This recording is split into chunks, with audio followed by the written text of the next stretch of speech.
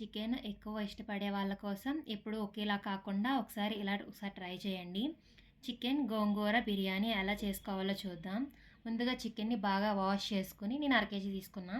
Wash చేసుకున్న తర్వాత అల్లం పేస్ట్, ధనియాల పౌడర్, గరం మసాలా, ఉప్పు, కారం, పసుపు వేసుకోవాలి. నేను డిస్క్రిప్షన్‌లో మెన్షన్ చేస్తాను ఎంతెంత క్వాంటిటీలో వేసుకున్నానో.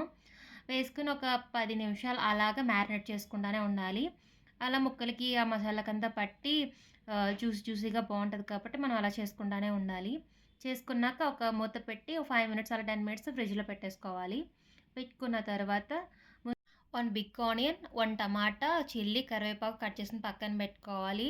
ఒక పెనం పెట్టుకొని ఆయిల్ వేసుకొని ఇవన్నీ బిర్యానీ సరుకులు అవి వేసుకోవాలి. వేసుకున్న తర్వాత అలాగే కొంచెం కసూరి మేతి కూడా వేసుకోవాలి. అసలైన టేస్ట్ ఇది ఇస్తది. నేను ఆల్రెడీ వీడియోలో చెప్పాను. కసూరి మేతి వేసుకుంటేనే నాన్ వెజ్ కర్రీలో చాలా టేస్ట్ వస్తది. తర్వాత కరివేపాకు, అలాగే చిల్లీ, ఆనియన్స్ కూడా ఇలాగా మనం స్మాష్ చేసుకుంటే వేసుకోవాలి. అప్పుడే బాగా మగ్గుతాది. వేసుకున్న తర్వాత ఒక స్పూన్ ఉప్పు, చిటికెడు పసుపు వేసుకొని బాగా ఫ్రై అవ్వనివ్వాలి.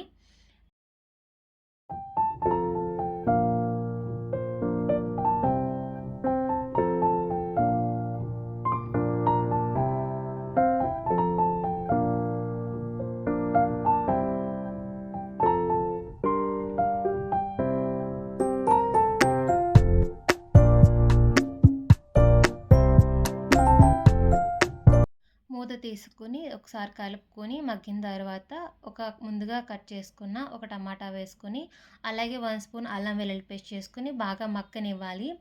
నేను ఎందుకు ఒకసారి వేస్తున్నానంటే ఇది అల్లం వెల్లుల్లి పేస్ట్ పచ్చివాసన పోతుంది. అలాగే టమాటా కూడా బాగా మగ్గుతుంది. ఆ 2 ఒకసారి అయిపోతాయి కాబట్టి నేను వేసేసుకున్నాను. బాగా మగ్గిన తర్వాత మనం గరిటె పెట్టుకొని టమాటాని స్మాష్ చేయాలన్నమాట. నొక్కాలి. నొక్కితే అప్పుడు ఉడికిందో లేదో తెలుస్తుంది. అదయిన తర్వాత నేను కొంచెం పన్నీర్ ఉంటే టేస్ట్ ఉంటదని చెప్పి కొంచెం పన్నీర్ వేశాను స్మాష్ చేసి. వేసిన తర్వాత ఒకసారి కలుపుకొని ముందుగా పక్కన పెట్టుకున్న చికెన్ కూడా వేసుకొని బాగా కలుపుకొని మగ్గనివ్వాలి.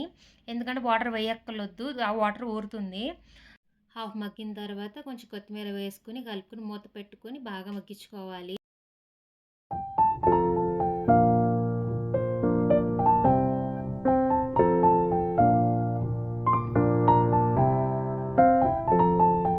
మగ్గిన తర్వాత నేను గోంగూర, ఆనియన్స్ మగ్గబెట్టుకొని పేస్ట్ చేసి పక్కన పెట్టుకున్నాను. సో, అది వేసుకుని బాగా కలుపుకొని ఆయిల్ పైకొచ్చే వరకు మనం బాగా ఉడికించుకోవాలి. మనం ఇది స్టార్ట్ చేసే ముందే ఒక గ్లాసు బాస్మతి బియ్యం లేకపోతే నార్మల్ బియ్యం నానబెట్టేసుకోవాలి. నేనైతే బాస్మతి బియ్యం మళ్ళీ నార్మల్ బియ్యం కూడా నానబెట్టుకున్నాను. సో, నేను బాస్మతి బియ్యానికైతే ఒక గ్లాసున్నర వాటర్ వేసుకోవాలి. నార్మల్ దానికైతే గ్లాస్‌కి 2 గ్లాసులు వాటర్ వేసుకోవాలి.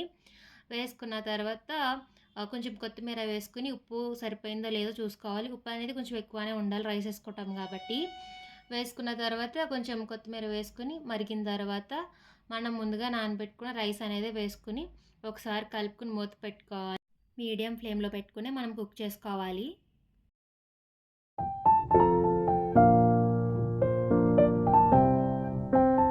కొంచెం దగ్గరకు వచ్చిన తర్వాత దానిపైన సిల్వర్ ఫాయిల్ కానీ లేకపోతే మంచి క్లాత్ కానీ వేసుకోవాలి. నేను క్లాత్ వేసుకున్నాను.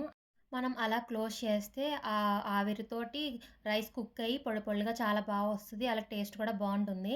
తర్వాత పక్కన మన దోస పెనం ఉంటది కదా! అది ప్రీ హీట్ చేసుకొని సిమ్‌లోనే ఇది అక్కడ పెట్టుకొని ఒక 10 మినిట్స్ అలా సిమ్‌లోనే మగ్గించుకోవాలి. తర్వాత వేడి వేడిగా ప్లేట్‌లోకి సర్వ్ చేస్తే చికెన్ గోంగూర బిర్యానీ రెడీ.